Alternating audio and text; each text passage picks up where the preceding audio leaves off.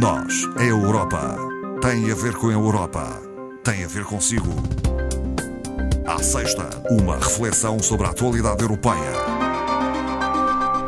Ana Rita Barros, formadora do Centro de Informação Europeia Jacques Delors, é interlocutora nesta emissão do Nós, a Europa. Boa tarde, doutora Ana Rita Barros. Boa tarde, Dona Marta.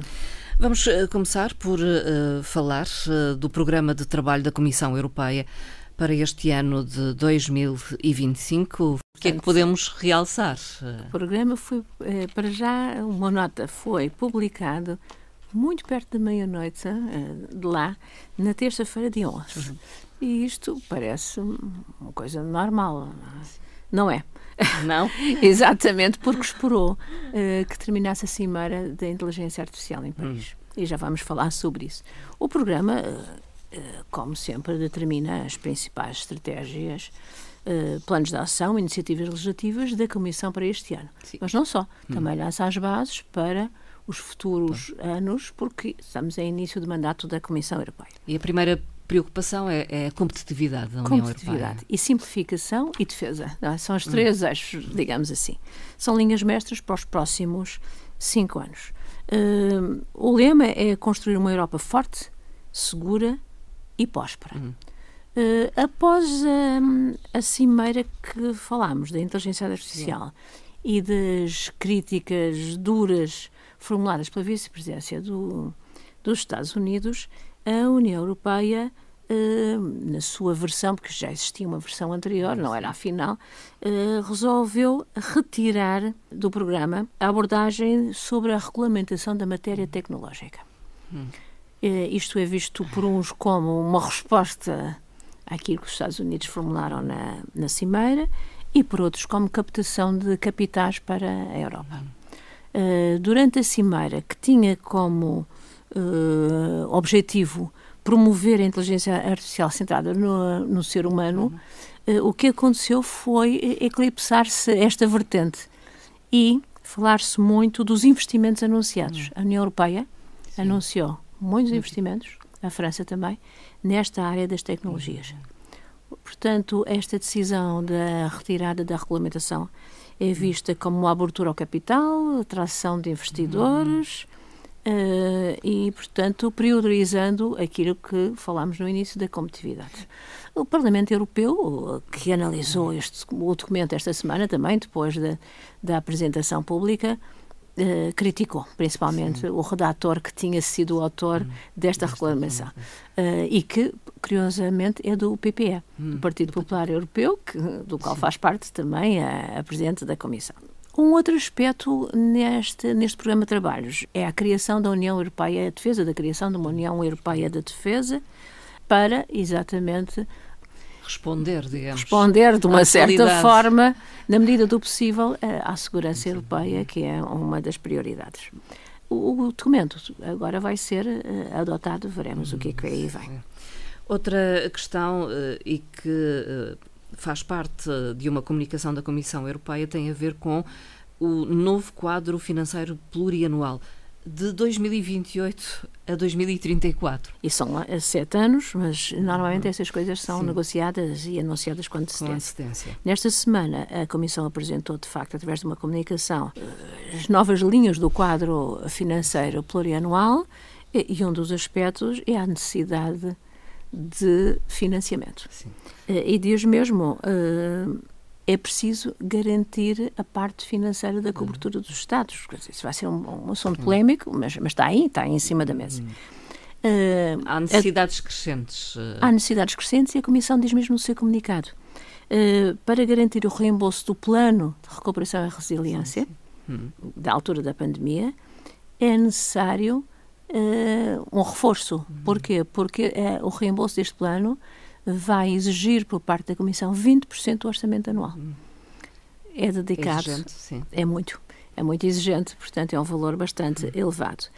Com esta premissa, a Comissão lança um desafio, digamos assim, aos Estados-membros: financiem mais. Sim. Como? Pois. Não diz quanto. Nós sabemos que atualmente o financiamento dos Estados é cerca de 1% dos seus rendimentos. Há, portanto, recursos próprios da União Europeia. Há a perspectiva de lançar impostos europeus, já se falou sobre isso, já foram até criados uns, mas nunca implementados. Uma outra premissa anunciada é que vão ser alteradas, digamos, as regras dos nossos conhecidos Fundo de Coesão e Fundo da Agricultura, que absorvem a maior fatia do orçamento. E vão ser criados fundos por país. E esses fundos vão estar centrados nas reformas e nos investimentos que esses países fizerem.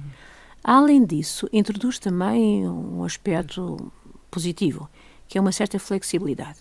Hoje em dia, os fundos, quando são criados, estão à partida condicionados. 90% dos fundos já estão pré-programados. E a nova proposta exige, portanto, esta situação de um fundo por país, portanto, aplicado às suas características, mas permite, a meio do percurso, digamos assim, alguma adaptação. O que é positivo nesse aspecto. E anuncia também uma novidade, a criação de um fundo europeu de competitividade para financiar projetos transeuropeus, portanto, cooperação de interesse comum entre Estados da União Europeia.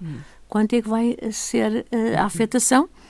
Ainda não sabemos. Muitas negociações. Muitas negociações. Vamos, com certeza, assistir a maratonas de negociação por parte do Conselho Europeu, como estamos mais ou menos habituados.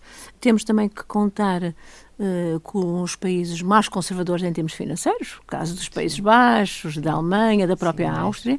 Portanto, estes dois aspectos vão, de certeza, condicionar as negociações que agora começam para depois termos um orçamento aprovado até 2028. Outra questão tem a ver com o facto do Tribunal de Justiça da União Europeia se ter pronunciado sobre o auxílio que o governo português concedeu à TAP. À TAP, Transportes Aéreos Portugueses. O Tribunal notificou a Comissão Europeia de que o auxílio pretendido pelo Estado português em 2020 e que se destinava a cobrir a atividade da empresa, da TAP, durante 6 meses, de julho a dezembro de 2020, e que tinha um montante simpático de 1,2 mil milhões de euros, portanto, não estava compatível com os auxílios de Estado. A Comissão ponderou a situação e o Tribunal deu-lhe a possibilidade de alterar. Portanto, adaptar, reformular e colmatar algumas lacunas. A Comissão adaptou, apresentou novamente e foi considerado como elegível este auxílio à TAP. A Ryanair voltou a impugnar a decisão do Tribunal. E o veredito chegou agora há pouco tempo, a semana passada, e no acórdão deste mês o Tribunal nega provimento ao recurso interposto pela Ryanair, indicando que as condições em que foi atribuída a concessão desse auxílio foram extraordinárias e de emergência. Classifiquei-os como tal e que estão de acordo com a livre concorrência, não é? Sim. E com a não discriminação prescrita nos tratados e a livre prestação de serviços. É uma boa notícia para a TAP e para o governo português. O governo português. Enfim, senão teriam que ser 2 financiamentos de 1,2 mil milhões de euros. Há um acordo de pescas União Europeia-Cabo Verde que será importante para a atividade de 3 Estados-membros. De Portugal, Espanha e França. França, exatamente. Portanto, foi um acordo aprovado esta semana pelo Parlamento Europeu e refere-se à pesca de 7 mil toneladas por ano de atuns e afins, portanto, espécies afins. Tem o apoio da União Europeia no montante de 780 mil euros por ano, portanto, concedidos 350 mil por direitos de acesso às águas e 430 mil destinados a apoiar a política de pescas do próprio país Cabo Verde. Este acordo define a quantidade de navios que podem pescar, são 56, e as características dos próprios navios e as características de pesca.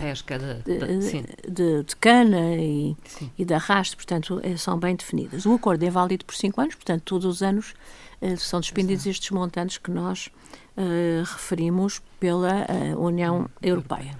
O acordo visa também reforçar a cooperação com Cabo Verde, portanto, e a União Europeia compromete-se controlar as unidades populacionais do pescado, além de prevenir a pesca ilegal, que é muito comum nesta zona. Portanto, é importante, com certeza que estarão alguns atoneiros também daqui da região incluídos nesta cota de pesca.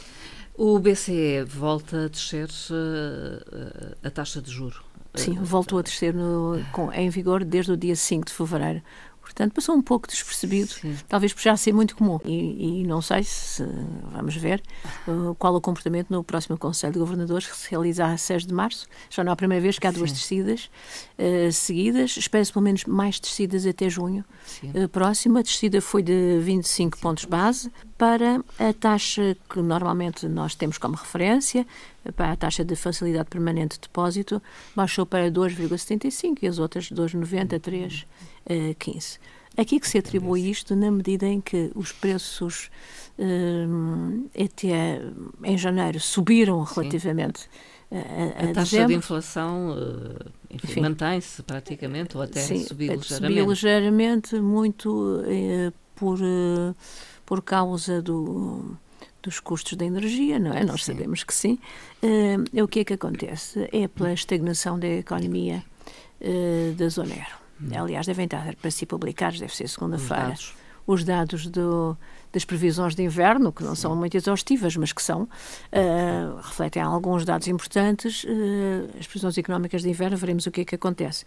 A zona euro está estagnada em termos de crescimento e há duas economias que têm tido esse reflexo. Nós sabemos a instabilidade política que têm acarretado essas condições económicas, tanto na França como na Alemanha, e não são duas economias quaisquer, são as economias mais dimensionadas da União Europeia. Portanto, é natural que essa taxa venha a decrescer. Dados do Eurostat dão conta dos salários mínimos praticados nos Estados da União Europeia. O que é que podemos avançar nesse sentido? O salário mínimo mensal dos Estados-membros da União Europeia varia entre 551 euros na Bulgária e 2.638 euros no Luxemburgo. Uma nota, há 5 Estados que não têm a figura de salário mínimo, que é a Dinamarca, a Itália, a Áustria, a Finlândia e a Suécia, porque negociam a valores mínimos, mas por sector de atividade, e nem todos os sectores de atividade o têm. O grupo com salário mais elevado engloba, além do Luxemburgo, a Irlanda, os Países Baixos, a Alemanha, a Bélgica e a França, exatamente por esta ordem, variando entre 1.802 euros na França para 2.638, que já referimos, no Luxemburgo. Portugal encontra-se no grupo intermédio. Mas, muito além do valor nominal do salário mínimo, é importante recorrermos a uma figura que é a paridade do poder de compra, ou seja, o que é que o salário pode comprar relativamente aos custos, aos preços daquele país. Portanto, é um ajustamento que se faz relativamente às diferenças de preço. Neste caso, fazendo esta análise da paridade do poder de compra, os salários mais elevados continuam a ser naquele grupo que nós referimos, mas por uma ordem diversa. Primeiro está a Alemanha, segue-se o Luxemburgo, Países Baixos, Bélgica, Irlanda, França e também aqui passa a estar incluída a Polónia. Portanto, os salários mínimos variam, segundo a paridade de poder de compra, entre 1.523 euros na Polónia e 1.992 na Alemanha, portanto, relativamente aos preços praticados. Portugal insere-se no segundo grupo. Portanto, relativamente à paridade do poder de compra, é acompanhado, em primeiro lugar, pela Espanha, Eslovénia, Roménia, Croácia, Lituânia, Portugal, Grécia, Chipre, Malta e Hungria. Os salários variam entre 1.030 na Hungria e 1.453 em Espanha. Portanto, é interessante nós analisarmos mas há grandes disparidades. Há muitas disparidades. A legislação referente aos salários mínimos europeus já foi publicada há quase 2 anos, mas tem muito a ver com a produtividade, portanto precisamos de acertar aí então para termos um salário mínimo transversal. Está a decorrer a Conferência de Segurança em Munique. muito importante nesta altura. É importante, crucial, digamos. É para acompanharmos até domingo, porque começou hoje, não há muito ainda aos propósitos e, portanto, estarão outros líderes políticos, decisores de várias ordem e, portanto, nós acompanharmos.